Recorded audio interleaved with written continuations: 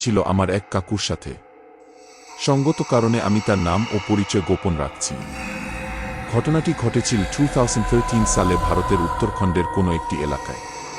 কাকু ছিলেন তৎকালীন রেলওয়ের একজন ইঞ্জিনিয়ার। আপনারা হয়তো জানেন যে সকল মালবাহী রেলে কয়েকজন ইঞ্জিনিয়ার সর্বদা উপস্থিত থাকেন এবং তাদের কাজ রেলে কোনোরকম যান্ত্রিক ত্রুটি দেখা দিলে তা খুঁজে বের করা এবং সমাধান করা।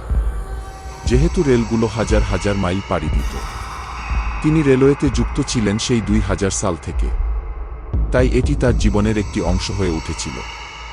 দিনটি ছিল 27 মে 2013। অন্য সময়ের মতো ওই দিনও কাকু ডিউটিতে ছিলেন একটি তেলবাহী এলে, যার গন্তব্য ছিল উত্তরাখণ্ড থেকে দক্ষিণ ভারতের কোনো এক জেলা। ক্ষমা করবেন, জেলার নামটি আমার মনে নেই। তো যাত্রা ছিল প্রায় 1-3 দিনের। তো কাকু তার প্রয়োজনীয় সব জিনিস গুছিয়ে নিয়ে বিকেল নাগাদ বের হয়ে যান স্টেশনের উদ্দেশ্যে। ঘণ্টা 2-এর মধ্যে পৌঁছে যান সেখানে তার সহকর্মীদের সাথে সকল পেপারওয়ার্ক শেষ তারা। আর কিছু সময় পরে রাত 1:00 বেজে 1 মিনিটে সাইরেন বাজিয়ে তাদের রেল যাত্রা শুরু করেন।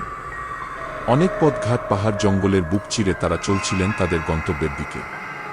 আর 14-15 ঘণ্টা পর পর কোনো জংশনে রেল থামিয়ে চেক করা হচ্ছিল যে সবকিছু ঠিকঠাক আছে কিনা, কারণ কন্টেনারগুলোতে ছিল ক্রুড অয়েল। তাই তারা দেখছিল যে কোথাও কোনো তেল লিক করছে কিনা এবং অন্য কোনো সমস্যা হচ্ছে কিনা। তখন পর্যন্ত তারা কোনো সমস্যা দেখতে পাননি। এরপর আসে সেই দিনটি, সেই অভিশপ্ত দিন। তারা তখন পার করছিলেন একটি জঙ্গলকীর্ণ পথ, যার দুই দিকে ছিল বর্বর গাছের সারি আর ঘন জঙ্গল, যার জন্য সন্ধ্যা 6টার সময় মনে হচ্ছিল যে রাত 1-2টা বেজে গেছে। এত খুঁতখুঁটে অন্ধকার ছিল চারিদিকে। 3-4 মিটারের পর আর কিছুই দেখা যায় না। এর মধ্যে ট্রেন চালকেরা খেয়াল করেন যে রেল চলতে কিছু সমস্যা হচ্ছে। হঠাৎ পেছন থেকে শব্দ আসছে। তখনই তারা বিশেষটি ইঞ্জিনিয়ার ক্রুকে জানান এবং তাদের সম্মতি নিয়ে একটি ছোট জংশনে রেল থামানো হয়। এরপরের ঘটনা আনিস কাকু তার মুখ থেকে শুনুন। এই আনিস কাকু নামটি ছদ্মনাম বলছেন। আনিস কাকু রেল থেকে নেমে আমাদের সকলের চক্ষু চরক গাছ। জংশনটি ছিল খুবই জীর্ণ, না জানি কতদিন পুরনো।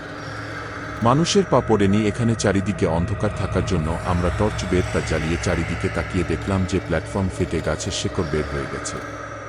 চারিদিকে মাকড়সার জাল আর লতানো গাছ দিয়ে ভর্তি। মাঝে ট্রেন লাইন ছাড়া বাকি সবই অচল। একসময় খেয়াল করলাম যে প্ল্যাটফর্ম থেকে বের হওয়ার মেইন গেটটি বন্ধ। এটা দেখে আমরা সকলে একটু অবাক হলাম। এরপর আমাদের সাথে থাকা মেকানিক্যাল ক্রু 2 জন একটি মশাল তৈরি করলেন আর প্রায় 100 মিটার দূরে থাকা একটি সিগন্যাল পোস্টের উপর লাগিয়ে দিলেন, যাতে সামনে থেকে আসা কোনো ট্রেন তা দেখতে পায়। এরপর আমরা 3 গ্রুপে ভাগ হয়ে যাই এবং সমস্যা খুঁজতে শুরু করি। আমার সাথে ছিলেন আমার অনেক পুরনো এক বন্ধু রবিন। তার জন্ম ভারতেই, কিন্তু তার বাবা বাঙালি হওয়ায় তার এই নাম। আমরা একসাথে অনেক সময় থেকে কাজ করছি, তাই আমাদের মধ্যে খুবই ভালো বন্ধুত্ব। তো আমরা 2 জন একসাথে কাজ করতে শুরু করেছিলাম এবং আমরা 2 জন রেলের 2 দিকে হাঁটছিলাম এবং চাকাগুলো চেক করছিলাম। মাঝে মাঝে চাকার নিচের দিকে এদিক ওদিক আলো ফেলে আমরা বোঝার চেষ্টা করছিলাম সমস্যাটা কোথায়। চারিদিকে ছিল ঘন অন্ধকার, আর এরই মধ্যে আমরা কাজ চালিয়ে যাচ্ছিলাম। চারিদিক থেকে নানা রকম জন্তু জানোয়ারের আওয়াজ ভেসে আসছিল। শেয়ালের জ্বলন্ত চোখ এদিক ওদিক ছুটাছুটি করছিল, আর হালকা একটা বাতাস বইছিল যা আমাদের মধ্যে অন্যরকম একটা শিহরণ তৈরি করেছিল। এ ছিল এক অজানা আতঙ্ক। এভাবে আমরা সমস্যা খুঁজতে খুঁজতে প্রায় 300 মিটার পেছনে চলে যাই। হঠাৎ সামনে থেকে একজন চেঁচিয়ে বলে ওঠে, স্যার, সমস্যা খুঁজে পেয়েছি। 7 নম্বর বকেই চাকার বেয়ারিং ভেঙে গেছে। আমি বললাম, ঠিক আছে, তোমরা সবাই সারাই করো, আমি আসছি বলেই যখন রবিনকে ডাকার জন্য সামনে তাকালাম, আমার বুক এক আতঙ্কে ধূপ করে উঠল। আমি স্পষ্ট শুনলাম যে মৃত একটা আর্তনাদ হাওয়ায় মিলিয়ে গেল, আর রেলের ওই দিক থেকে আর কোনো আলো দেখা যাচ্ছে না। আমি 2-3 বার রবিন রবিন বলে ডাকলাম, কিন্তু সব চুপচাপ, কোনো উত্তর আসলো না। তৎক্ষণাৎ আমার মনের মধ্যে অজানা এক ভয় দানা বাঁধতে শুরু করল। আমি আর কিছু না ভেবে হাতে থাকা টর্চটা নিয়ে তেলের চাকার নিচ দিয়ে কোনোভাবে ওই দিকে চলে গেলাম, কিন্তু রবিন কোথাও নেই। আমি আতঙ্কগ্রস্ত হয়ে পড়ি। এদিক ওদিক রবিনকে খুঁজতে শুরু করি, কিন্তু কোথাও তার চিহ্ন ছিল না। কিছুক্ষণ পর ঘটে গেল আরও এক ভয়াবহ ঘটনা। জঙ্গলের দিক থেকে হঠাৎ এক মেলিক্ষীণ কণ্ঠ ভেসে আসলো। সে অস্পষ্টভাবে কিছু বলছিল। কথাটি ছিল অনেকটা এরকম, আয়, কাছে আয়, ওকে নিয়ে যা। প্রথমে আমি এটিকে আমার মনের ভুল ভেবে উড়িয়ে দেই, কিন্তু কিছু সময় পর আবারও শুনতে পাই সেই কণ্ঠ। এবার অনেকটা স্পষ্ট হয়, মুক্তি দে। এদিকে আমাকে এদিক ওদিক ছুটতে দেখে আমার কাছে এগিয়ে আসেন মেকানিক্যাল ক্রু একজন লোক, নাম আজহার আলী। তিনি আমার কাছে এসে আমাকে প্রশ্ন করেন, কি হয়েছে স্যার, আপনি এভাবে এদিক ওদিক ছুটছেন কেন? আর রবিন স্যার কই? আমি আজহার ভাইকে সব খুলে বলি এবং তৎক্ষণাৎ জঙ্গলের দিক থেকে পুনরায় ভেসে আসে সেই মেয়েলি আওয়াজ এবং আমার সাথে আজহারের ভাইও তা শুনতে পান। এরপর তিনি বলেন, স্যার ভাবগতিক সুবিধের মনে হচ্ছে না। রবিন স্যার হয়তো কোনো বিপদে পড়েছেন। চলেন আমরা এই শব্দের উৎস ধরে একটু এগিয়ে গিয়ে দেখি। অন্যদের বিষয়টি জানার কথা বললে আজহার ভাই আমাকে মানা করেন, বলেন বাকিরা এসব শুনলে ভয় পেয়ে যেতে পারে। আপনি উপরওয়ালাকে ডাকতে থাকেন আর আমার সাথে চলেন। এরপর তিনি একটি তাসবিহ হাতে নিলেন এবং কিছু একটা পড়ে আমার শরীরে ফু দিয়ে বললেন, চলেন স্যার, দেখবেন উনি আমাদের রক্ষা করবেন। তার কথা শুনে আমি মনে একটু সাহস পেলাম আর হাতে থাকা টর্চটা শক্ত করে ধরে তার সাথে হাঁটতে শুরু করলাম। এরপর কোমর সমান একটা বেড়া টুপ খেয়ে আমরা জঙ্গলে ঢুকতে শুরু করলাম। ঢোকার সময় আমার মনে শুধুই অশুভ চিন্তা আসছিল। এই পর্যায়ে আমি আজহার ভাইয়ের হাত শক্ত করে চেপে ধরে চলতে শুরু করি। এদিকে আজহার ভাই সুরা পরেই যাচ্ছিলেন। আমি দেখলাম টর্চের আলো আর বেশি দূর যাচ্ছে না। গাছগুলো এতই ঘন ছিল যে 3 মিটারের বেশি দেখা যাচ্ছিল না। হঠাৎ আবার শুনতে পেলাম সেই কণ্ঠ। সেই মেলি কণ্ঠ না, এবার সে আমাদের আহ্বান করছে না, বরং এবার সে পরম তৃপ্তি নিয়ে হেসে চলেছে। ঢোকার সময় লক্ষ্য করলাম চারিদিকের গাছগুলো যেন আমাদের ধীরে ধীরে ঘিরে ধরছে, কারণ আমি পেছনে আর কোনো রাস্তা দেখতে পাচ্ছিলাম না। এর মধ্যেই এক লোমস বিশাল দেহি কুকুর আমাদের পথ আটকে দাঁড়ালো। দেখে মনে হচ্ছিল সে খুব রেগে গেছে, রাগে গজগজ করছিল, সাথে তার ধারালো দাঁতগুলো বের হয়ে এসেছিল, যেন আমাদের ধরতে পারলেই ছিঁড়ে খাবে। আজহার ভাই কুকুরটিকে কয়েকবার সরানোর চেষ্টা করেন, কিন্তু কুকুরটি সরছিলই না, বরং আমাদের দিকে আরও এগিয়ে আসছিল। বিপদ বুঝে আজহার ভাই একটি গাছের ডাল হাতে নেন এবং সাথে সাথে কুকুরটির মাথায় মারেন। কুকুরটি তখনই পালিয়ে যায় আর ঘন অন্ধকারে মিলিয়েও যায়। আমরা আবার চলতে শুরু করি এবং পেছন থেকে কেউ বলে উঠে, আর ওর সামনে যেও না, মৃত্যু, স্বয়ং মৃত্যু অপেক্ষা করছে সামনে। এ কথা শুনে আমরা তখনই পিছিয়ে যাই, কিন্তু টর্চের আলোতেও আশেপাশে কাউকে দেখতে পাই না। ভয় আরও 100 গুণ বেড়ে গিয়েছিল।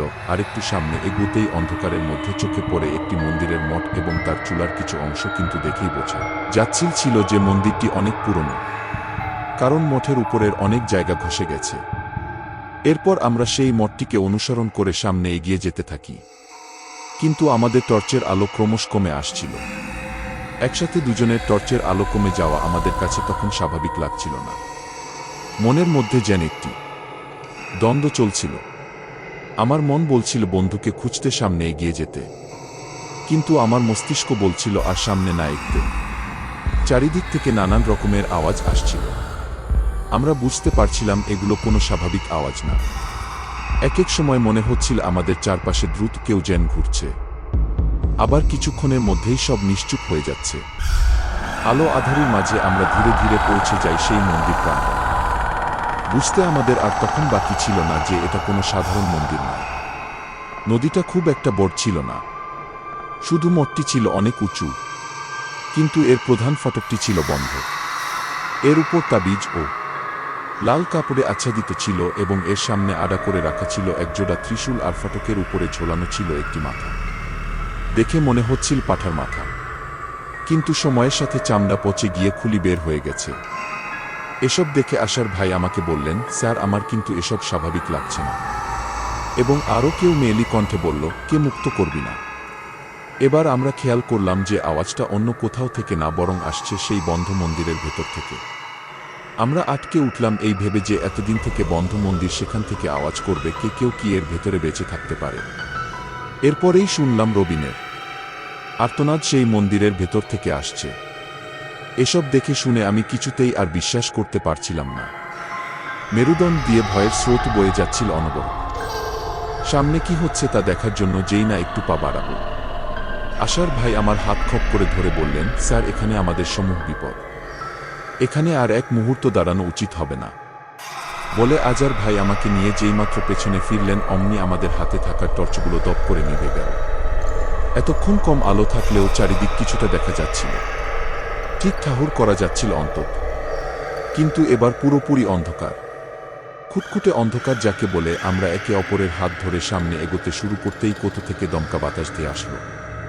আমরা এই তীব্র বাতাসের ধাক্কায় কোনোভাবেই নিজেদের ঠিক রাখতে পারছিলাম না। এরই মধ্যে আমরা এক ঘন কালো অন্ধকারের মেঘকে আমাদের সামনে দেখতে পেলাম। এ ঘন মেঘ যেন পাশের কালো অন্ধকারের চেয়েও বেশি কালো ছিল। এর নির্দিষ্ট অংশ বা আকার বোঝা যাচ্ছিল না, শুধু একটি কালো ছায়া মূর্তির মতো।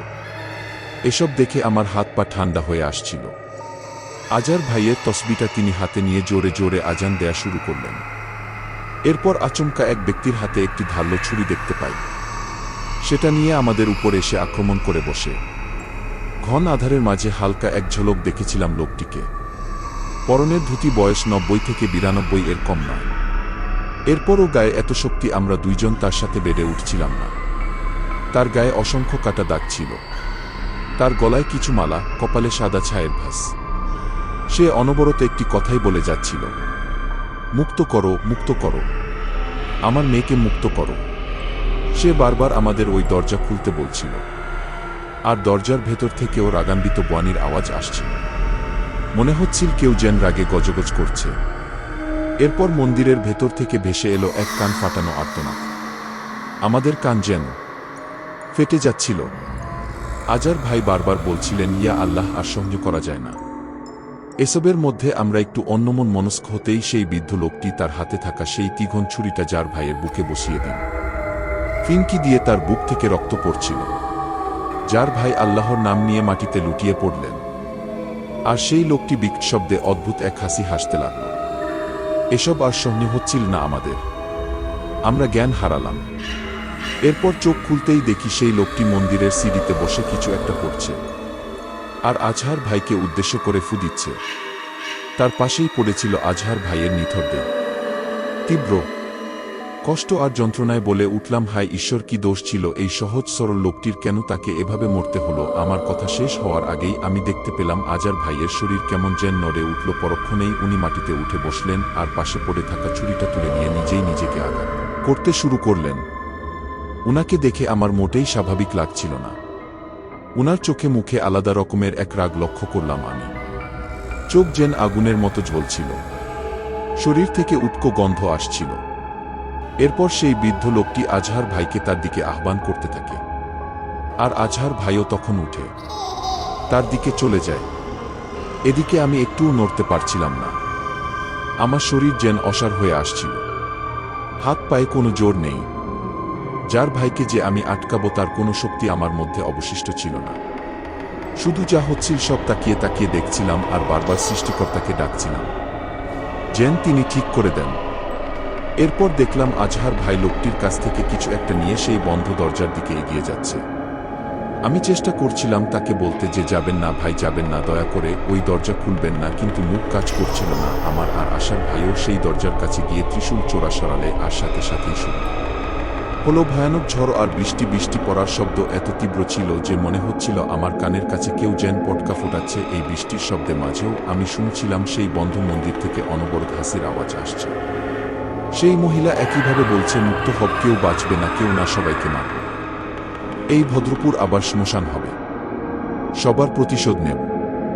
হাসি চলছিল, আর এদিকে আজহার ভাই জানোয়ারের মতো মুখ দিয়ে তালা কামড়ে খোলার চেষ্টা করছিলেন।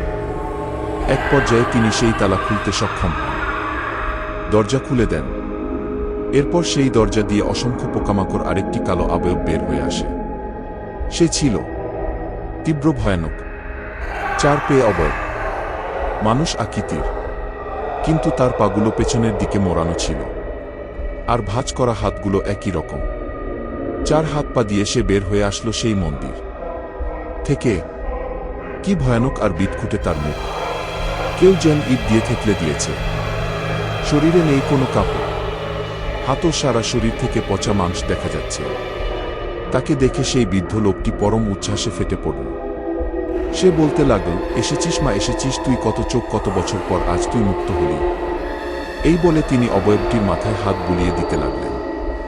এর কিছুক্ষণ পর আজহার ভাই সম্বিত ফিরে পেলেন, আর এইসব দেখে চিৎকার দিতেই সেই পিশাচটি তার উপরে ঝাঁপিয়ে পড়ল, আর ধারালো দাঁত দিয়ে তার গলায় কামড় বসিয়ে দিল। আর একটানে গলাটা তার শরীর থেকে আলাদা করে ফেলল। এরপর সে তার মাথা মুখে নিয়ে চিপতে শুরু করল। চোখের সামনে এসব দেখে মনে হচ্ছিল আমি যেন স্বপ্ন দেখছি অথবা আমি নরকে চলে এসেছি। মনে মনে একটা কথাই বারবার বলছিলাম, হে ঈশ্বর, আমাকে এসব দেখানোর আগে কেন তুমি মেরে ফেললে না? এরপরই চারিদিক থেকে ভেসে আসলো অসংখ্য মানুষের আওয়াজ। আমিও তখন যেন শরীরে একটু জোর ফিরে পেলাম। আমি দেখলাম চারিদিক থেকে অনেক মানুষ টর্চ হাতে, লাঠি হাতে এই বৃষ্টির মধ্যেও আমাদের দিকে ছুটে আসছে। তাদের আসার আওয়াজ পেয়ে সেই অবজব মাকড়সার মতো লাফিয়ে লাফিয়ে গাছের আড়ালে মিলিয়ে গেল। আর সেই লোকটিও দৌড়ে অন্ধকারের ভেতরে হারিয়ে গেল। কয়েকজন লোক তার পিছু ধাওয়া করতে করতে এগিয়ে গেল, আর বাকিরা আমাদের দিকে এগিয়ে আসলো। মন্দিরের দরজা খোলা দেখে তারা আতঙ্কে ভয়ে চিৎকার শুরু করে দিল। তারা জোরে জোরে সৃষ্টিকর্তাকে ডাকছিল আর বলছিল, কি করলে ঈশ্বর, কেন করলে? আবার সেই ভয়, আবার সে কেন ফিরে এলো? এরপর লোকজন আমাকে দেখে ক্ষেপে উঠল। তারা রাগে আমাদের দিকে এগিয়ে আসলো। একজন তার হাতে থাকা লাঠিটা দিয়ে আমার মাথায় সজোরে আঘাত করল, আর সাথে সাথে আমি জ্ঞান হারালাম।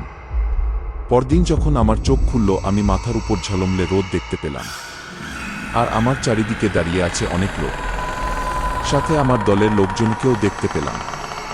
আমি উঠে বসতেই দেখলাম আমার সামনে কিছু লোক বসে আছে, আর তাদের মাঝে গালে হাত দিয়ে বসে আছেন একজন। পাশ থেকে একজন বলে উঠল, উনি নাকি গ্রামের মোড়ল।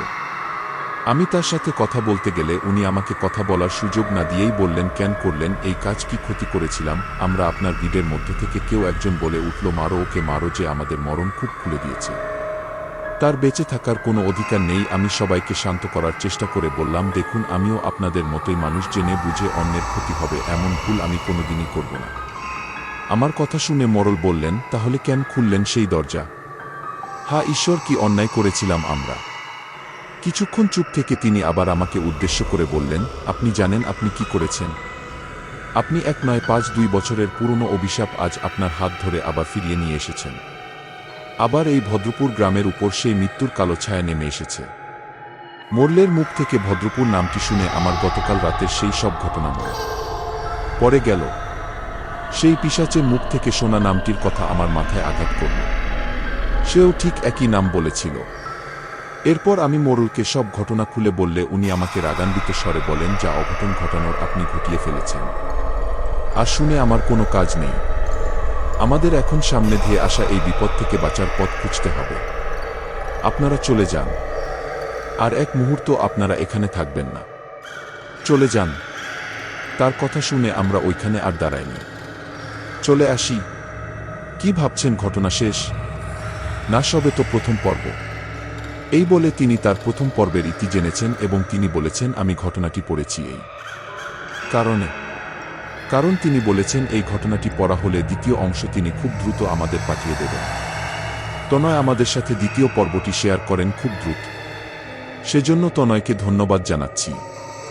তিনি লিখছেন, আসসালামু আলাইকুম রাসেল ভাই, ফিরে এলাম আমার পাঠানো ঘটনার দ্বিতীয় কিস্তি নিয়ে। প্রথম পর্বে আমরা শুনেছিলাম সেই ভদ্রপুর গ্রাম থেকে বের হয়ে গিয়েও বের না হওয়ার ঘটনা। তো চলুন শেষ পর্ব শোনা যাক। বলছেন অনিশ কাকু, সেই বাড়ি থেকে বের হয়ে আমরা তখন গ্রামের রাস্তা দিয়ে হাঁটছি, মনের মধ্যে শুধু ঘুরছে গতকাল রাতের সেই আত্মা কাঁপার ঘটনা আর গ্রামের লোকজনের করুণ কান্নার দৃশ্য। আমি যেন কোনোভাবেই নিজেকে ঠিক রাখতে পারছিলাম না। মনের মধ্যে শুধু একটি কথাই আসছিল বারবার, যে আমার জন্য কি আজকে এই গ্রামের লোকজন বিপদে পড়ে গেল? আমি কি তাদের মৃত্যুর দিকে ঢেলে দিলাম? এসব নানান চিন্তা করতে করতে আমরা যখন মেইন রাস্তার কাছে চলে এসেছি, হঠাৎ পেছন থেকে একটা 1-7-1-8 বছরের ছেলে আমাদের ডাক দিল। দৌড়াতে দৌড়াতে কাছে এসে বলল, আপনারা যাবেন না, পুরোহিত ঠাকুর আপনাদের ডেকেছেন, আপনাদের সাথে কথা বলতে চান তিনি। আমি তখন তাকে তার নাম জিজ্ঞেস করলাম, আর সে তার নাম বলল মণিকণ্ঠন। তখন সেখান থেকে একটা টোটো নিয়ে ছেলেটির দেখান রাস্তায় চলতে শুরু করলাম। আর কিছুক্ষণ পর সেই গাড়িটি গিয়ে থামল একটি নদীর তীরে শ্মশান ঘাটে। আশেপাশে কেউ ছিলেন না। আমি তখন ছেলেটিকে জিজ্ঞাসা করলাম, কোথায়, কে আমাদের ডেকেছে? কিছুক্ষণ পর পাশের ছোট মন্দির থেকে বের হয়ে আসলেন একজন পুরোহিত। গলায় তার রুদ্রাক্ষের মালা, আর কপাল জুড়ে আছে ছাইর ভাস। উনি এগিয়ে আসেন আমার দিকে আর হাত ধরে একদিকে নিয়ে যান। আমি তাকে জিজ্ঞাসা করি যে কোথায় নিয়ে যাচ্ছেন, কিন্তু উনি কিছু না বলেই এগিয়ে যাচ্ছিলেন। উনার সাথে মন্দিরের অশ্বত্থ গাছের নিচে যাই আর দেখি সাদা কাপড় দিয়ে কিছু মুড়ে রাখা, আর সাদা কাপড়টির অনেক জায়গায় লাল রক্তে ভিজে গেছে। তারপর সেই লোকটির কাছে গিয়ে কাপড়টি সরাই, আর আমরা দেখতে পাই আজহার ভাইয়ের ছিন্ন ভিন্ন লাশ। উনার লাশ দেখে আমরা সকলেই বুক ফাটা কষ্টে আত্মচিৎকার দিয়ে উঠি। তখন সেই লোকটি আমাদের সান্ত্বনা দিয়ে বলেন যে দুনিয়াতে যার আজু যতদিন সে ঠিক ততদিনই থাকবে, আজু শেষ মৃত্যু চলে আসে। আপনাদের এই বন্ধু হয়তো মুসলিম ধর্মের ছিলেন, তাই আমরা তার সৎকার করিনি, আর উনার কাজ শেষ করার জন্য আপনাদের এখানে ডেকে আনা। আসুন উনার আত্মার শান্তি কামনা করে উনার শেষ কৃত্য করি। এরপর আমি, রবিন, সেই বালক আর মন্দিরের সেই লোক মিলে আজহার ভাইয়ের লাশ নদীতে গোসল করাই, আর নদীর ওপারে থাকা ছোট একটি কবরস্থানে উনার দাফন সম্পন্ন করে। এরপর সেই লোকটি আমাদের কাছ থেকে বিদায় নিয়ে চলে যায়, এবং মণিগঞ্জ নামের ছেলেটি বলে, এই জায়গায় কাজ শেষ, এবার চলুন আপনাদের পুরোহিত ঠাকুরের কাছে নিয়ে যায়। এরপর আমরা আবার তার সাথে হাঁটা শুরু করি। পায়ের মধ্যে জখম নিয়ে আমার চলতে কষ্ট হচ্ছিল। তারপরও খুঁড়িয়ে খুঁড়িয়ে ছেলেটির সাথে এসে পৌঁছাই একটি মন্দির প্রাঙ্গণ। মন্দিরের সামনে গিয়ে এত কষ্ট আর ভয়ের মাঝেও আমার মধ্যে কেমন যেন একটা প্রশান্তি কাজ করে। আশেপাশের পরিবেশ খুব ভালো লাগছিল। এরই মধ্যে মন্দিরের ভেতর থেকে বের হয়ে আসলেন মধ্যবয়সী সুদর্শন একজন লোক, পরনে ধুতি, পাঞ্জাবি, গায়ে নামাবলি আর হাতে একটি রুদ্রাক্ষ। তিনি বের হয়ে এসে আমাদের সাথে কুশল বিনিময় করে বললেন, আমারও সেই বাড়িতে তোমাদের দেখতে যাওয়ার কথা ছিল, কিন্তু সকালের পুজো দিতে একটু দেরি হওয়ায় যেতে পারিনি, তাই মণিকে পাঠিয়ে তোমাদের মন্দিরেই নিয়ে আসলাম। আমি তখন তার নাম আমাদের মন্দিরে ডাকার কারণ জানতে চাইলাম। উনি বললেন, আমার নাম পূর্ণনাথ বাজপতি, আমি এই মন্দিরের পূজারী এবং গ্রাম পঞ্চায়েতের একজন সদস্য। আর তোমাদের এখানে আনার কারণ হচ্ছে গ্রামে ঘনিয়ে আসা সমূহ বিপদ থেকে সবাইকে রক্ষা করার উপায় খোঁজা। উনার কথা শুনে রবিন এবং আমি একটু নড়েচড়ে বসলাম। উনার কাছ থেকে সবকিছু জানতে চাইলাম। তখন উনি বললেন, এখন নয়, তোমরা এখন ক্লান্ত, তোমরা খাওয়া দাওয়া করে একটু বিশ্রাম নাও। সন্ধ্যায় মন্দিরে সন্ধ্যা রুতির পর আমরা এইসব নিয়ে আলোচনা করব, আর তোমরা যতদিন গ্রামে আছো আমার সাথে এই ঘরে থাকবে। এরপর তার কথায় আমরা দুপুরের খাবার খেয়ে তার ঘরেই বিশ্রাম নিই।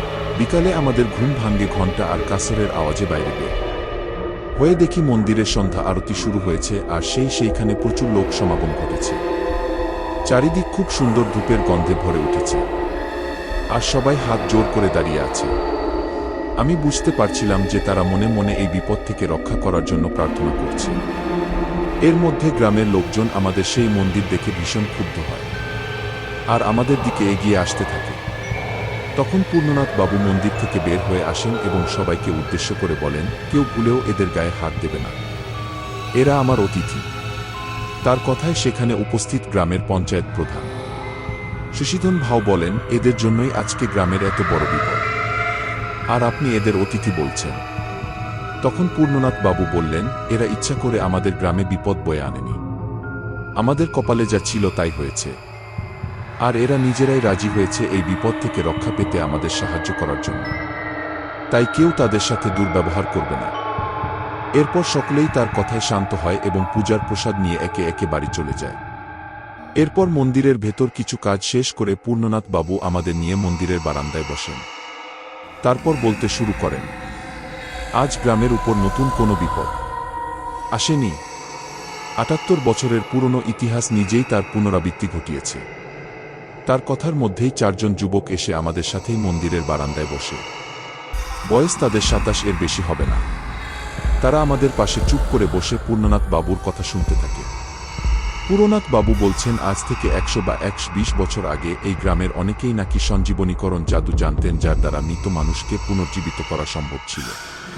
কিন্তু এই জাদুর একটি বিরূপ দিক ছিল, এই যে যদি কেউ কাজ করার সময় মন্ত্র বা রিচুয়ালে কোনো ভুল করে, তাহলে সেই লাশের মধ্যে পৈশাচিক শক্তির আবির্ভাব ঘটে এবং তারা তখন সামনে যাকে পায় তাকেই মেরে ফেলে। আর হতোও তাই। বেশিরভাগ সময় রিচুয়ালে কোনো না কোনো ভুল হতো, আর তখন যে জাদু করেছিল তার পরিবারের সবাইকে প্রাণ দিয়ে তার ভুলের মাসুল দিতে হতো।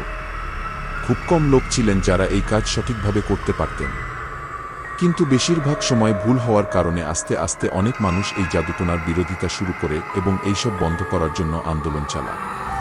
তখন অনেকেই এই কাজ বন্ধ করে দেয় এবং যারা এই জাদুটোনা অতি সূক্ষ্মভাবে জানতেন তারা সেই বিদ্যা পুঁথিবদ্ধ করে রেখে যান তাদের পরবর্তী বংশধরদের জন্য।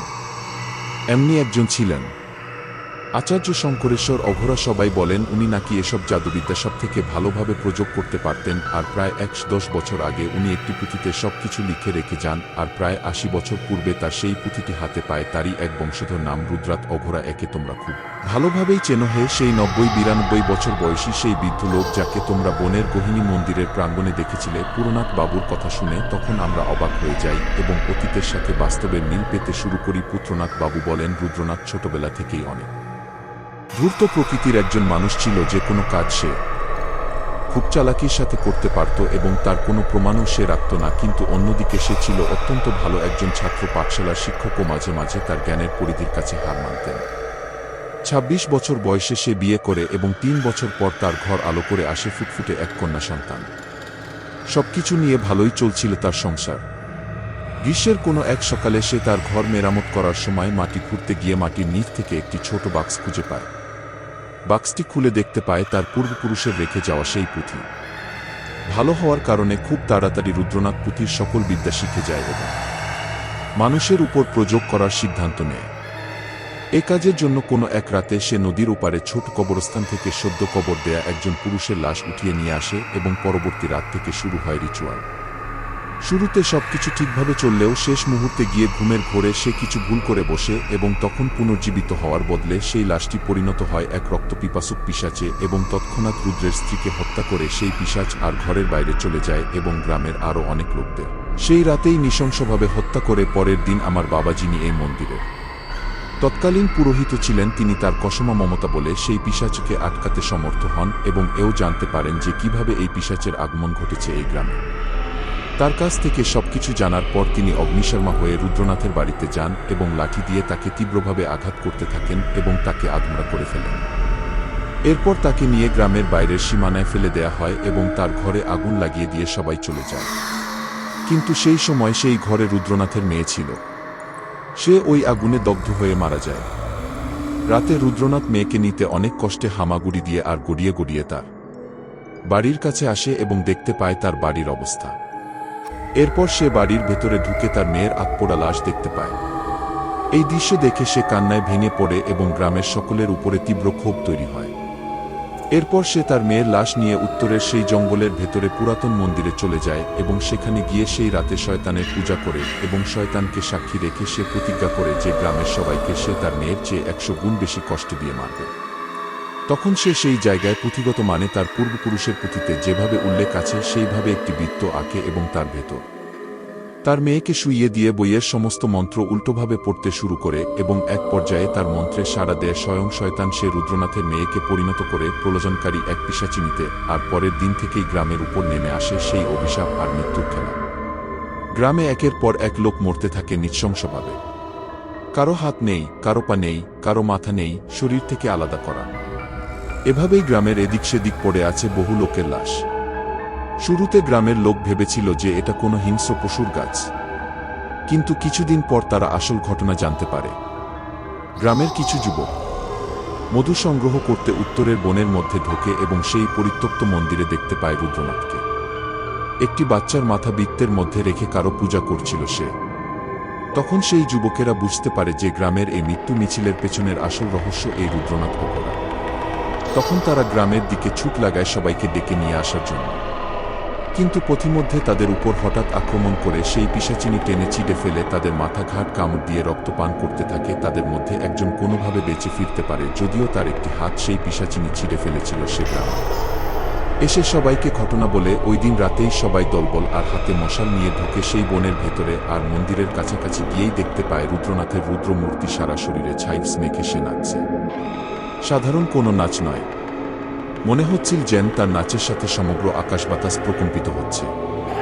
তখন গ্রামের মরলের নির্দেশে সুঠাম দেহি কিছু লোকজন লাঠি নিয়ে ধরতে যায় রুদ্রনাথকে, আর ঠিক তখনই গাছের ওপর থেকে তার উপর হামলা করে সেই অবয় ছিন্ন ভিন্ন করে ফেলে তাদের শরীর। আর এইসব দেখে গ্রামের লোকরা যে যেদিকে পারে ছুটতে শুরু করে নিজেদের প্রাণ বাঁচাতে, আর পেছন থেকে রুদ্রনাথ হাসতে থাকে। ওই দিন রাতে সবাই দেখতে পায় রুদ্রনাথকে হাতে একটি ঘণ্টা নিয়ে সে গ্রামের রাস্তা দিয়ে দৌড়াচ্ছে আর বলছে, শ্মশান শ্মশান ভদ্রপুর এখন শ্মশান। এইসব দেখে সবাই অনেক বেশি ভয় পেয়ে যায়। পরদিন সকাল থেকেই গ্রাম ছাড়তে শুরু করে তারা। আর মাত্র কয়েকদিনের ব্যবধানে সেই গ্রাম আসলেই শ্মশানে পরিণত হয়। চারিদিক শুধু মানুষের আহাজারি। এইসব সমস্যার সমাধান করতে গিয়ে কিছুদিন পরেই মন্দিরের প্রাঙ্গণেই এক সভা হয়। সেখানে সবাই আমার বাবার কাছে আকুতি মিনতি করতে থাকে সকলকে এই সমস্যা থেকে বের করে নিয়ে আসার জন্য। আমার বাবা তখনও এসব দেখে চুপ ছিলেন, তবে আর চুপ থাকতে পারলেন না। তিনি সিদ্ধান্ত নেন তিনি সবাইকে রক্ষা করতে কিছু একটা করবেন। তাই সবার কাছ থেকে তিনি 3 দিন সময় চেয়ে নেন এবং সবাইকে বলেন এই 3 দিন ঘর থেকে জরুরি কাজ ছাড়া বের না হতে। সেদিন রাত থেকেই তিনি তার সমস্ত পুঁথি আর গ্রন্থ ঘাঁটতে শুরু করেন উপায় খোঁজার জন্য, কিন্তু তেমন কিছু পাচ্ছিলেন না। আর দেখতে দেখতে চলে যায় আরও 3 দিন। সেদিন ছিল গ্রামের বাৎসরিক কালী পূজা। সকাল থেকেই সবাই বিভিন্ন পূজা সামগ্রী নিয়ে মন্দিরে আসতে থাকে। বিকাল নাগাদ মন্দির প্রাঙ্গণ মনোরম হয়ে ওঠে। আমার বাবা সকল রকম প্রস্তুতি শেষ করে যেই না পূজায় বসতে যাবেন, হঠাৎ কোথা থেকে দমকা বাতাস ধেয়ে আসে আর মন্দিরের সব মশাল নিভিয়ে দেয়। এক মুহূর্তে সকল কলরব পরিণত হয় আহাজারিতে। সকলের উপর আক্রমণ করে সেই পিশাচিনী এবং রুদ্রনাথ। রুদ্রনাথ হাতে থাকা খড়গ দিয়ে সবার উপর আঘাত করতে থাকে, আর সেই পিশাচিনীও সবার শরীর টেনে ছিন্ন বিচ্ছিন্ন করে ফেলে। এসব দেখে আমার বাবা কোনোভাবেই বুঝতে পারছিলেন না যে মন্দিরের এই পবিত্র স্থানে কিভাবে এই অবয়ব প্রবেশ করল। ঠিক তখনই সেই অবয়ব বাবার উপর আক্রমণ করতে এগিয়ে আসে এবং বাবা তখন তার মন্ত্র বলে সেই পিশাচিনীকে তার থেকে দূরে সরিয়ে দেন এবং রুদ্রনাথকে লাথি মেরে ফেলে দিয়ে একটি লাঠি দিয়ে তার উপর আঘাত করে তাকে অচেতন করে ফেলেন। আর একটি মশাল জ্বালিয়ে হাতে নেন।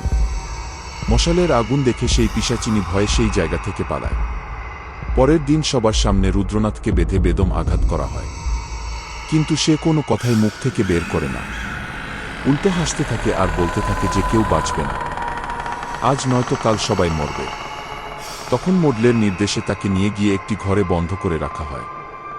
আর বাবা তখন সবাইকে বলেন এই গ্রামের উপর আর কোনো দেবতার আশীর্বাদ নেই, কারণ রুদ্রনাথ তার মায়াজাল দিয়ে এই গ্রামকে বন্ধ করে দিয়েছে। তাই কোনো দৈব শক্তি আমাদের কোনোভাবেই সাহায্য করতে পারবে না। আর এই জন্যই গতকালের পূজার সময় সবকিছু ওলটপালট হয়ে গিয়েছিল, আর সেই পিশাচিনী মন্দিরে ঢুকতে পেরেছিল। তখন সবাই বাবার কাছ থেকে উপায় জানতে চাইলে তিনি বলেন শেষ একটা উপায় আছে, অষ্টদিগ্বন্ধন। একমাত্র এর মাধ্যমেই গ্রামের সবাইকে রক্ষা করা যায়। অষ্টদিক বন্ধন সম্পর্কে হয়তো অনেকেই জানেন, আর যারা জানেন না তাদের উদ্দেশ্যে বলছি এটি একটি প্রাচীন বন্ধকরণ পদ্ধতি, যার মাধ্যমে অশুভ কোনো শক্তিকে কোনো স্থানে প্রবেশ করতে বাধা দেওয়া হয়। আর এ বন্ধন এতই শক্তিশালী যে কোনো শুভ শক্তিও এই বন্ধন ভেদ করে ঢুকতে পারবে না। সম্প্রতি সাউথে একটি অষ্টদিক বন্ধন নিয়ে সিনেমা বানানো হয়েছে। বাবা আরও বলেন যে এই অষ্টক বন্ধন চলাকালীন সময়ে কেউ যদি গ্রামের সীমানা অতিক্রম করে তাহলে এই বন্ধন নষ্ট হয়ে যাবে এবং সেই পিশাচি নিয়ে পুনরায় গ্রামে প্রবেশ করবে। এরপর সকলের সম্মতিতে শুরু হয় অষ্টদিক বন্ধনের কাজ। সবাই মিলে গ্রামের চারদিকে তৈরি করেন বেড়া, যাতে কেউ ভেতরে ঢুকতেও না পারে, বাইরে যেতেও না পারে। আর সেখানে বসানো হয় কড়া পাহারা। এরপর বাবা অন্যান্য গ্রাম থেকে অনেক শাস্ত্রযোগ্য পুরোহিতদের নিয়ে আসেন এবং নানা রিচুয়ালের মাধ্যমে সেই পিশাচিনীকে গ্রামের সীমানা থেকে কিছু সময়ের জন্য সরিয়ে দিয়ে অষ্টদিক বন্ধনের কাজ শেষ করেন। এরপর থেকে সমস্যা কিছুটা কমতে থাকে। গ্রামে মানুষের মৃত্যু বন্ধ হয়, কিন্তু কয়েকদিনের মধ্যে গ্রামে বসন্ত রোগ ঝরায়। বাবা বুঝতে পারেন যে এইসব রুদ্রনাথ করছে। সে কালো জাদুর দ্বারা এই বসন্ত রোগের আবির্ভাব ঘটিয়েছে। তখন রুদ্রনাথকে সেই ঘর থেকে বের করে আনা হয় এবং তাকে এসব বন্ধ করতে বলা হয়, কিন্তু সে নারাজ। এরপর আমার বাবা তীব্র ক্রোধান্বিত হয়ে তাকে নানাভাবে অত্যাচার করতে থাকেন, কিন্তু মনে হচ্ছিল যেন তার উপর এসবের কোনো প্রভাবই পড়ছে না। এদিকে বসন্ত রোগে গ্রামের মানুষ মরতে থাকে, আর অষ্টদিক বন্ধন থাকার জন্য গ্রামের ভেতর কোনো ঔষধ বা ডাক্তার আনা সম্ভব হচ্ছিল না। এরপর আমার বাবা নিয়ে বসেন এক ভয়ঙ্কর সিদ্ধান্ত, যে তিনি জীবন দিয়ে হলেও গ্রামের সবাইকে রক্ষা করবেন। এই উদ্দেশ্যে তিনি কাউকে জানতে দেন না যে তিনি কি করবেন। গ্রামের বলিষ্ঠ কিছু লোকজনকে নিয়ে তিনি শুরু করেন তার কাজ। প্রথমে তিনি রুদ্রবেশে, মানে লাল ধুতি, হাতে লাল রুদ্রাক্ষ আর কপালে লাল সিঁদুর লাগিয়ে নিজের হাত কেটে রক্ত দিয়ে মা কালীর পূজা করেন এবং সেই লোকদের নির্দেশ দেন যে রুদ্রনাথকে বন্দী করে নিয়ে আসার জন্য, আর এমনভাবে বন্দী করতে হবে যেন সে কিছু দেখতে না পায়, নিজের জিভ এবং হাত নাড়াতে না পারে। বাবার কথামত সেই লোকগুলো রুদ্রনাথকে নিয়ে আসে এবং বাবা তার পূজা শেষ করে মন্দিরে একজোড়া ত্রিশূল নিয়ে বের হন। এরপর তিনি রুদ্রনাথের হাত কেটে কিছুটা রক্ত একটা বাটির মধ্যে নিয়ে কিছু মন্ত্র জপ করেন এবং সেই রক্ত একটি কুকুরকে দিয়ে পান করান। আর সেই কুকুর যে আপনাদের মন্দিরের কাছে যেতে বাধা দিয়েছিল সেই। এরপর বাবা কিছু তাবিজ আর একটি কুচকুচে কালো ছাগল নিয়ে সেই লোকগুলোর সাথে রুদ্রনাথকে নিয়ে সেই পুরনো মন্দিরের দিকে যাত্রা করেন। আর অষ্টক বন্ধন ভেঙে তিনি বনে প্রবেশ করেন। আর এই ঘটনা তখন সীমান্ত রক্ষীরা মোরলকে এসে জানা। আর মোরল তখন ভীত হয়ে সবাইকে নিয়ে দ্রুত সেই মন্দিরের দিকে যাত্রা শুরু করে। ততক্ষণে বাবা বনে প্রবেশ করেছেন। আর তখনই হাট কাঁপানো গর্জন করে পিশাচিনী তাদের উপরে হামলা করে। বাবা তখন সেই লোকগুলোকে বলেন, যাই হয়ে যাক না কেন রুদ্রনাথকে তারা যেন না ছাড়ে। এরপর বাবা তার গলায় থাকা রুদ্রাক্ষ হাতে পেঁচিয়ে নেন এবং সেই পিশাচিনীর গলা চেপে ধরেন এবং এক ধাক্কা দিয়ে তাকে দূরে ফেলে দেন। এরপর দ্রুত সেই মন্দিরের ভেতর তিনি প্রবেশ করেন এবং সেখানে রুদ্রনাথের মেয়ের পচা গলা লাশ দেখতে পান। সাথে ছিল 3 চোখওয়ালা একটি শয়তানের মূর্তি। বাবা তখন সমস্ত শক্তি দিয়ে সেই মূর্তিটি তুলে ভেঙে ফেলেন এবং তার হাতে থাকা অনেকগুলো তাবিজের মধ্যে একটি তাবিজ সেই লাশের উপর রেখে আগুন লাগিয়ে দেন। তখন সেই পিশাচিনী তীব্র আর্তনাদ করতে করতে সেইখানে উপস্থিত হয় এবং সাথে সাথে শুরু হয় প্রলয়ঙ্কারী ঝড় বৃষ্টি। ঝড়ে যেন বড় বড় গাছের মাথাগুলো ভেঙে পড়ছিল। এর মধ্যে গ্রামের অন্যরাও হাজির হয় সেই জায়গায়। এরপর বাবা সেই মন্দিরের সামনে সেই কালো ছাগলটিকে বলি দেন এবং তার রক্ত একটি পাত্রের মধ্যে নিয়ে মন্দিরের ভেতরে রাখেন। আর রক্তের গন্ধ পেয়ে যখনই সেই পিশাচিনী সেই মন্দিরে ঢোকে, বাবা সাথে সাথে সেই মন্দিরের দরজা তালা বন্ধ করে দেন এবং হাতে থাকা রুদ্রাক্ষ এবং তাবিজগুলো শক্ত করে বেঁধে দেন সেই তালার সাথে। এরপর বিভিন্ন মন্ত্র খোদাই করা কিছু কাগজও লাগিয়ে দেন সেই দরজায় এবং বলি দেয়া সেই ছাগলের মাথাটি মন্দিরের দরজার উপরে রেখে দেন। এরপর তিনি করেন সবাইকে রীতিমতো অবাক করে দেওয়ার মতো একটা কাণ্ড। সেই ত্রিশূল জোড়া তিনি নিজেই নিজের পেটের মধ্যে ঢুকিয়ে দেন এবং নিজের রক্তে সেই ত্রিশূল জোড়া ভিজিয়ে সেই দরজার সামনে আড়াআড়ি করে লাগিয়ে দেন। এরপর তিনি সেই লোকগুলোকে বলেন রুদ্রনাথকে মুক্ত করতে, কারণ তার সকল শক্তি তখন নষ্ট হয়ে গিয়েছিল। এরপর লোকগুলো রুদ্রনাথকে ছেড়ে দেয়। আর রুদ্রনাথ পাগলের মতো চিৎকার করতে করতে বনের গহীনে মিলিয়ে যায় এবং বাবা তখন লুটিয়ে পড়েন। পরবর্তীতে সবাই মিলে বাবাকে বাড়িতে নিয়ে আসেন এবং অনেক বৈদ্য কবিরাজ ডাক্তার দিয়ে তার চিকিৎসা করানো হয়। কিন্তু বাবা আর সুস্থ হননি। 4 দিনের মাথায় তীব্র কষ্ট আর যন্ত্রণা নিয়ে তিনি মারা যান। মারা যাওয়ার আগে তিনি সবাইকে বলে যান যে ওই পিশাচিনী আর কোনো ক্ষতি করতে পারবে না, আর ওই মন্দিরের মহাবন্ধন ছিন্ন করে সে বের হয়ে আসতে পারবে না। কিন্তু কেউ যদি সেই মন্দিরের দরজা খুলে, তাহলে কিন্তু পিশাচিনী আরও শক্তিশালী হয়ে ফিরে আসবে এবং সৃষ্টি করবে এক মৃত্যুর মহাপ্রলয়। আর সেই কুকুরটি এই মন্দির পাহারা দেবে এখন থেকে। আর কেউ ওই মন্দিরের কাছে গেলে তাকে প্রতিহত করার চেষ্টা করবে। আর রুদ্রনাথের মধ্যে কোনো ক্ষমতা অবশিষ্ট নেই। সকল ক্ষমতা সেই কুকুরের মধ্যে স্থানান্তরিত করা হয়েছে। তাই রুদ্রনাথ সেই মন্দিরের দরজা খুলতে পারবে না। আর বাবা শেষ মুহূর্তে আমাকে তার কাছে ডাকেন, আমাকে মন্দিরের সকল কাজভার দেন এবং রুদ্রনাথের সেই পুঁথিটি আমার হাতে তুলে দেন এবং সাবধানে রেখে দিতে বলেন। এই বলে পূর্ণনাথ বাবু থামেন। আর তার কথায় মন্দিরে উপস্থিত সবাই একাধারে শিহরিত এবং বিস্মিত হয়। সূর্য ততক্ষণে রাতের আধারে বিলীন হয়ে গিয়েছে। চারিদিকে ঘুটঘুটে অন্ধকার আর শরীর শিম করে দেয়া এক মৃদু বাতাস বয়ে যাচ্ছে। পূর্ণনাথ বাবু সেই 4 জন যুবকের দিকে আঙ্গুল দেখিয়ে বলেন, আমার বাবাকে যে 4 জন লোক সেই রাতে সাহায্য করেছিল সেই পিশাচিনীকে বন্দী করতে এরা তাদেরই ছেলে। আমার বাবা মারা যাওয়ার কিছুদিন পরই এদের বাবারাও মারা যায় কিছু অজানা কারণে। আর এরা এসেছে আমাদের সাহায্য করার জন্য।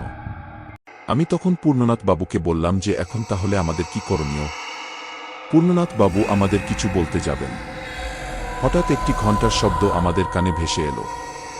আর তৎক্ষণাৎ মন্দিরের বারান্দা ছেড়ে একটু এগিয়ে নদীর পাড়ে গিয়ে আমরা দাঁড়াই এবং দেখতে পাই অন্ধকারের মধ্যেও কেউ একজন ঘণ্টা বাজাতে বাজাতে ছুটে চলেছে ঝোপ জঙ্গলের মধ্য দিয়ে। পুষ্ণনাথ বাবু বলে ওঠেন, রুদ্রনাথ। আমিও তখন ভালোভাবে বুঝতে পারি, হ্যাঁ এই তো সেই মন্দিরে 90-92 বছর বয়সী বৃদ্ধ। কিছুক্ষণ পর গ্রামের উত্তর দিক থেকে তীব্র আর্তনাদ আর মানুষের আহাজারির শব্দকে এসে আসে। আমরা সকলে তখন হাতে মশাল নিয়ে সেই দিকে ছুটে যাই।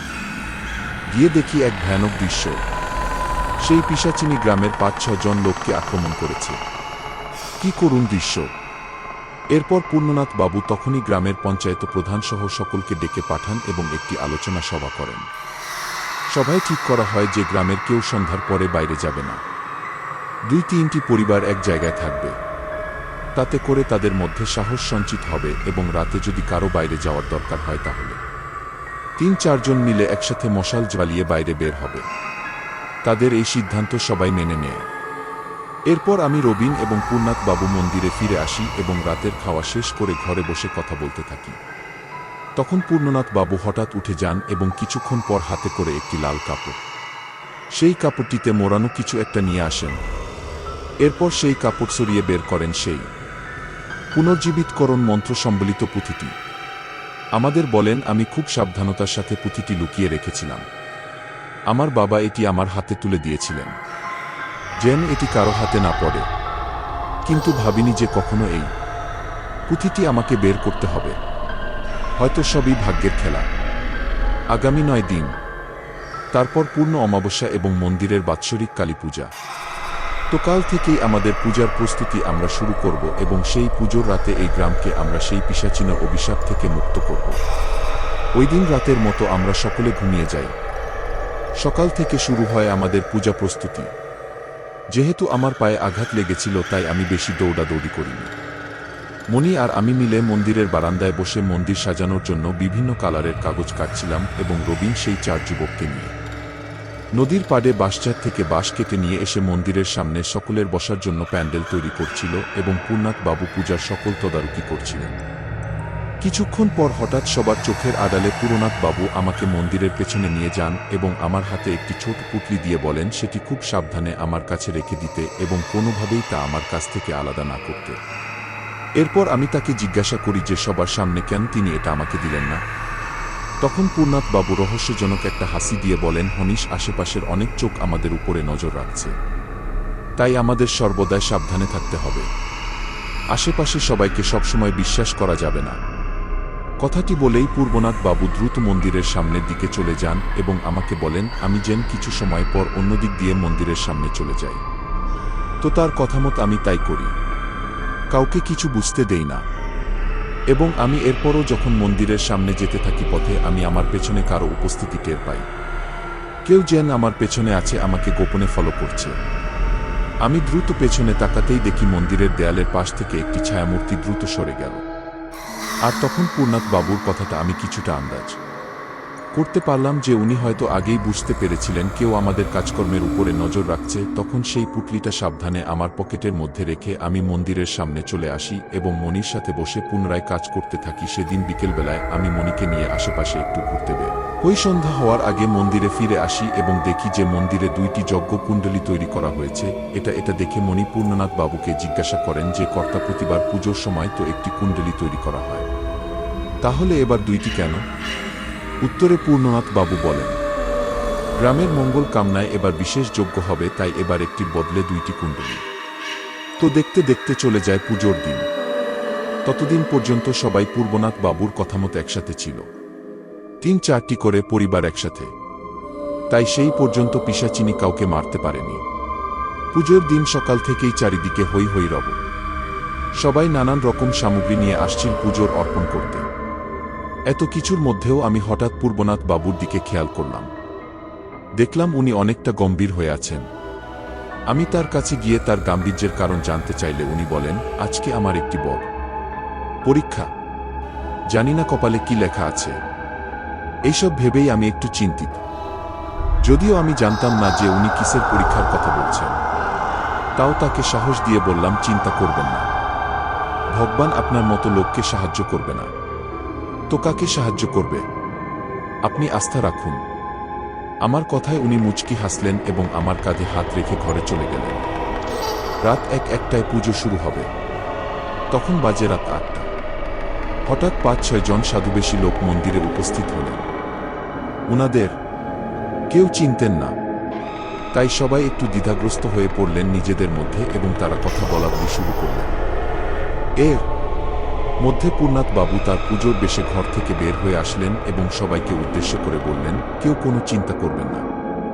আমি ওনাদের ডেকেছি, আমি মন্দিরের পুজোয় বসব এবং তারা গ্রামের শান্তি কামনায় যজ্ঞ করবে। এরপর যজ্ঞ একসাথে হল। গ্রামের সব লোক মন্দিরের সামনে শামিয়ানার নিচে বসে পুজো দেখছিলেন। কিছুক্ষণ পর হঠাৎ কোথা থেকে একটি শূকরের মাথা উড়ে এল এবং সেই যজ্ঞের আগুনে পড়তে যাচ্ছিল, কিন্তু রবিন তার আগে সেটা ধরে ফেলে এবং দূরে ছুড়ে ফেলে। আমরা তখন বুঝতে পারি যে পিশাচিনী চলে এসেছে ক্ষতি করতে। আমরা এবং সেই 4 জন যুবক মিলে হাতে মশাল নিয়ে তৈরি থাকি, হঠাৎ করে আসা বিপদ যেন মোকাবেলা করতে পারি। এরপর পূর্ণনাথ বাবু বলেন ঘরে গিয়ে পুনর্জীবিতকরণ পুঁথিটি নিয়ে আসতে। এরপর আমি ঘরে ঢুকি এবং দেখি পুরো ঘর তছনছ হয়ে আছে। এরপর সেই গোপন জায়গা থেকে আমি পুঁথিটি বের করি, বাইরে নিয়ে যাই এবং যজ্ঞ করা সেই পুরোহিতদের মধ্যে একজন এসে পুঁথিটি আমার হাত থেকে নিয়ে যান এবং সাথে সেই পুঁটলিটাও যান। আমি তখন তার কথায় অবাক হই এবং ভাবি যে সে পুঁটলির কথা জানল কিভাবে। এরই মধ্যে প্রণাথ বাবু বলেন পুঁটলিটি তার হাতে দিয়ে দিতে। আমি তখন দ্রুত সেই পুঁটলি বের করে দেই এবং যেই না পুঁটলিটি তার হাতে দিতে গিয়েছি, কোথা থেকে মণি ছুটে এসে আমার হাত থেকে সেই পুঁটলি নিয়ে দৌড় দেয় এবং মন্দিরের পাশে পাহাড়ে থাকা 2 জন লোক তাকে ধরে ফেলে এবং পূর্ণনাথ বাবুর কাছে নিয়ে যায়। আমি তখন মণির চোখে অন্যরকম এক রাগ দেখতে পাই, যেই ছেলেকে প্রথম দিন থেকেই আমি হাসি খুশি দেখেছিলাম। হঠাৎ সেই ছেলের মধ্যে আমূল পরিবর্তন কেন এলো এটাই ভাবতে থাকি। ততক্ষণে পূর্ণনাথ বাবু মন্দির থেকে বের হয়ে এসে মণির হাত থেকে সেই পুঁটলিটি ছিনিয়ে নেন এবং সেই পুরোহিতের হাতে দিয়ে বলেন যজ্ঞ শেষ করতে। এরপর আমাদের সবাইকে উদ্দেশ্য করে বলেন, মণি হচ্ছে রুদ্রনাথের ছেলে। এটা শুনে যেন আমাদের সকলের পায়ের নিচ থেকে মাটি সরে যায়। আমি যেন বিশ্বাস করতে পারছিলাম না। পূর্ণনাথ বাবু বললেন, যেদিন রুদ্রনাথের ঘরে আগুন দেয়া হয়েছিল সেই দিন মণি ঘরে ছিল না। তাকে রুদ্রনাথের শালক বাইরে নিয়ে গিয়েছিল, তাই সে বেঁচে যায়। আর পরবর্তীতে রুদ্রনাথের সাথে মিল রেখে আমাদের গ্রামের ক্ষতি করতে আসে, কিন্তু তার জন্য তার গ্রামের ভেতরের খবর দরকার ছিল। তাই সে পরিচয় লুকিয়ে গ্রামে থাকতে শুরু করে এবং ভেতর থেকে খবর দিয়ে রুদ্রনাথকে সাহায্য করতে থাকে। ওর উপর আমার কোনো সন্দেহ তখনও ছিল না, কিন্তু একদিন গভীর রাতে আমি তাকে দেখতে পাই উত্তরের কোণের ভেতরে ঢুকতে এবং অচেনা কারো সাথে কথা বলতে। তখন থেকেই তার উপর আমার সন্দেহ তৈরি হয়। সন্দেহ আরও গা হয় যখন আমি দেখতে পাই যে মনীষ সব জায়গায় আমার পিছু নিচ্ছে এবং লুকিয়ে সব জায়গায় আমাদের কথা শুনছে। আর সেই পুঁটলি নিয়ে দৌড় দেওয়ার কারণ হচ্ছে এর মধ্যে থাকা 8টি সীমানার মাটি অষ্টদিক বন্ধনের জন্য দরকার। তার কথায় আমি বুঝতে পারি যে সেই পুরোহিত আসলে গ্রামকে বন্ধ করছে যেন সেই পিশাচিনী গ্রামে ঢুকতে না পারে, এবং এও বুঝতে পারি যে মণিকে বোকা বানাতে তিনি লোক চক্ষুর আড়ালে এই কাজটি করছিলেন। প্রণাথ বাবু আরও বলেন যে মণিজান তো আমি অষ্টলি দিক বন্ধনের প্রস্তুতি নিচ্ছি এবং এর জন্য গ্রামের 8 দিকের মাটি নিয়ে এসেছি, তাই সে সেটি হাতানোর মতলব করছিল। এজন্য পুঁটলিটি আমি আমার কাছে রাখিনি যেন কেউ সন্দেহ না করে। আর সেটি খুঁজতেই সে আমার ঘর তছনছ করেছে, কিন্তু খুঁজে পায়নি। যখন জানতে পারে যে এখানে অষ্টদিক বন্ধনের জন্য যজ্ঞ হচ্ছে, তখন তারা সেই শুকুরের মাংস ছুঁড়ে মারে। কি দোষ ছিল আমার? মনে চিৎকার করে বলে উনি তো কারো ক্ষতি করতে চায়নি এবং মৃত মানুষকে জীবিত করতে চেয়েছিল শুধু। কি দোষ ছিল আমার বোনের? বিনা কারণে তাকে পুড়িয়ে মারা হলো। সেই জায়গায় উপস্থিত কেউ তার কথার উত্তর দিতে পারছিল না। তখন পূর্ণনাথ বাবু বলেন, মানছি তোমার উপরে অন্যায় হয়েছে, কিন্তু তোমার বাবা যা করেছিল তা প্রকৃতির নিয়মের বাইরে, আর তাই তিনি শাস্তি পেয়েছেন। এরপর মণি বলে, এখন আমরা সবাইকে শাস্তি দেব। এরপর সেই প্রহরীর হাতে কামড় দিয়ে সে দৌড়ে গিয়ে নদীতে ঝাঁপ দেয়। রবিন তাকে ধরতে পেছনে পেছনে দৌড় লাগায়, কিন্তু ধরতে পারে না। ফিরে আসে। পূর্ণনাথ বাবু বলেন, থাক, ওকে যেতে দাও। এরপর তিনি গিয়ে পুনরায় পূজায় বসেন এবং পূজা শেষ করেন। অন্যদিকে অষ্টদিক বন্ধনের কাজও চলছিল। এরপর পূর্ণনাথ বাবু সবাইকে নিশ্চিন্তে বাড়ি চলে যেতে বলেন এবং সকল প্রহরীদের নির্দেশ দেন গ্রামের সীমানা পাহারা দেবার জন্য। গ্রামে যেন কেউ ঢুকতে না পারে, কারণ সেই অষ্টক বন্ধন ভেঙে যাবে এবং সেই পিশাচিনী গ্রামে ঢুকে আবার মৃত্যুর তাণ্ডব চালাবে। এরপর তার কথামত সকল গ্রামবাসী ঘরে ফিরে যায় এবং প্রহরীরা সীমানা পাহারা দিতে চলে যায়। আমি, রবিন এবং পূর্ণনাথ বাবু এরপর মন্দিরের কিছু কাজ শেষ করে রাত 2:20 নাগাদ ঘরে চলে আসি এবং ঘুমিয়ে পড়ি। হঠাৎ কিছুক্ষণ পরে চিৎকার চেঁচামেচিতে আমাদের ঘুম ভাঙে। ঘরের লাইট জ্বালিয়ে দেখি 3টা 7 ঘড়ি দেখে আমরা ঘরের বাইরে আসি এবং দেখি মন্দির প্রাঙ্গণে অনেক লোক জমা হয়েছে। পুরনো বাবু তাদের কি হয়েছে জিজ্ঞাসা করতেই তারা বলে, পিশাচিনী গ্রামে মৃত্যুর তাণ্ডব চালাচ্ছে। গ্রামের মডেল এবং তার পরিবার সবাইকে নৃশংসভাবে হত্যা করা হয়েছে। পুরনাথ বাবু বিস্মিত হন এবং বলেন, কিভাবে সম্ভব? শুধু অশুভ শক্তি কেন? কোনো শুভ শক্তি এই অষ্টক বন্ধন ভাঙতে পারে না। তাহলে সেই পিশাচিনী কিভাবে গ্রামে ঢুকল? নিশ্চয়ই কেউ এর মধ্যে গ্রামের সীমানা অতিক্রম করেছে, যেই কারণে অষ্টদিক বন্ধন ভেঙে গেছে। এরপর আমরা সবাই মিলে মশাল জ্বালিয়ে গ্রামের সীমানার কাছে গিয়ে দেখি পূর্ব দিকের সীমানায় প্রহরীরা অচেতন হয়ে পড়ে আছে, আর সীমানার তার কাটা দিয়ে 8 বছরের কোনো এক ছেলে চলে গেছে, তার পায়ের ছাপ। তখনই আমরা বুঝতে পারি যে নিশ্চয়ই মণিগন্ধন এই অশ্বদিক বন্ধন ভেঙেছে এবং সেই পিশাচিনীকে গ্রামে প্রবেশ করতে দিয়েছে। এরপর আমরা যখনই সেই জায়গা ত্যাগ করে গ্রামের রাস্তায় উঠি, তখন সেই পিশাচিনী রুদ্রনাথ এবং মণি একসাথে আমাদের উপরে আক্রমণ করে। গ্রামের লোকজন কিছু বুঝে ওঠার আগেই তারা মানুষকে নৃশংসভাবে মারতে শুরু করে। এই দেখে পূর্ণনাথ বাবু নিজেকে আর ধরে রাখতে পারেননি। তিনিও তার বাবার মতো রুদ্র মূর্তি ধারণ করেন এবং দৌড়ে গিয়ে মন্দিরের ভেতর থেকে মা কালীর হাতে থাকা খড়গটা নিয়ে আসেন এবং এক কোপে রুদ্রনাথের মাথা তার দেহ থেকে আলাদা করে ফেলেন। এরপর গ্রামের লোকজন মণিকে ধরে নিয়ে যায় এবং তাকে এলোপাথারি পেটাতে শুরু করে। এক পর্যায়ে সেও মারা যায়। নিজের বাবা আর ভাইয়ের মৃত্যু দেখে সেই পিশাচিনী আরও ক্ষিপ্র হয়ে ওঠে এবং আমাদের দিকে হামলা করতে আসে। কিন্তু এর আগেই পূর্ণনাথ বাবুদার বাবার দেয়া সেই প্রাচীন রুদ্রাক্ষের মালা নিজের হাতে পিছিয়ে সেই পিশাচিনীর গলা চেপে ধরেন।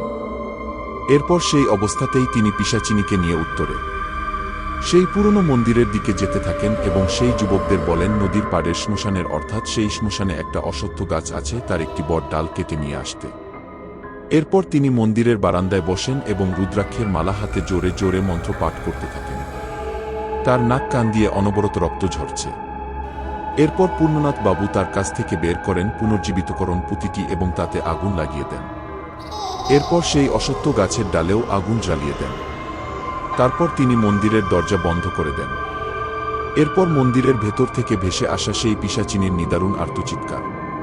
কিছুক্ষণের মধ্যেই পুরো মন্দিরে আগুন লেগে যায় এবং বৃষ্টির মধ্যেও সেই আগুন জ্বলতে থাকে। কিছুক্ষণের মধ্যেই সেই মন্দির পুড়ে ছাই হয়ে যায়। কিছু সময় পর পূর্ণনাথ বাবু বলেন, এবার এই গ্রাম পুরোপুরি অভিশাপ মুক্ত, বলেই তিনি অজ্ঞান হয়ে যান। এরপর সবাই মিলে ধরাধরি করে তাকে মন্দিরে নিয়ে আসি এবং এরপর তার চিকিৎসা শুরু হয়। 11 দিন পর প্রণাথ বাবু হুঁশ ফেরে। এরপর তিনি গ্রামের সবাইকে ডেকে বলেন, কাজ এখনো শেষ হয়নি, তোমরা পাশের গ্রাম থেকে বিজ্ঞ পণ্ডিতদের খবর দাও। এরপর তার কথামত পণ্ডিতদের নিয়ে আসা হয় এবং সেই পুরো মন্দিরের জায়গায় গিয়ে রুদ্রনাথ মুনি এবং তার মেয়ের শ্রাদ্ধ করানো হয়। এরপর পূর্ণনাথ বাবু বলেন, তাদের অতৃপ্ত আত্মা এবার মুক্তি পেয়েছে। এই স্থানেই রুদ্রনাথ জাদুটনা করে তার মেয়েকে পিশাচিনীতে রূপান্তরিত করেছিল এবং এখানেই তাদের শ্রাদ্ধ করে তাদের আত্মার মুক্তি দেওয়া হল।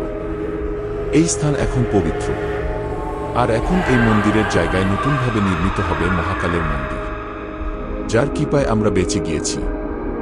এরপরে তিনি বলেন তিনি এই মন্দিরের সার্বিক কাজে নিযুক্ত থাকবেন। সবাই তখন বলে, গ্রামের মূল কালী মন্দিরের কি হবে? পূর্ণনাথ বাবু তখন বলেন, মায়ের হাত থেকে তার অস্ত্র নিয়ে এসে আমি একজনকে খুন করেছি, যা ঘোরতর পাপ। তাই সেই মন্দিরের পুরোহিত হওয়ার যোগ্যতা তিনি হারিয়েছেন এবং তিনি আমাদের বলেন মন্দিরের জন্য অন্য কাউকে খুঁজে নিয়ে আসতে। আমি আমার বাকি জীবন এখানেই কাটাব, শেষে যোগ করেন তিনি। এরপর পূর্ণনাথ বাবু আর কারো কথা শুনেননি, তিনি সেই মন্দিরেই থেকে যান। আমরাও 2 দিন পর সেই গ্রাম থেকে চলে আসি। এর আগে পূর্ণনাথ বাবুর সাথে দেখা করে আসি, আশীর্বাদ নেই, তাকে বলে আসি যে ভাগ্যে থাকলে আমাদের আবার দেখা হবে। আমরা চলে আসার সময় খেয়াল করছিলাম যে পূর্ণনাথ বাবু আমাদের দিকে এক দৃষ্টিতে তাকিয়ে আছেন এবং মুচকি হাসছেন, সেই হাসি যা আমি পূজার দিন মন্দিরে দেখেছিলাম। সেই রহস্যময় হাসির কারণ আজও আমার অজানা। এরই মধ্য দিয়ে শেষ হয় আমার জীবনে এক কালো অধ্যায়। আমি কোনোদিন এই ঘটনা ভুলতে পারব না। এই বলে তিনি তার ঘটনা শেষ করেছেন।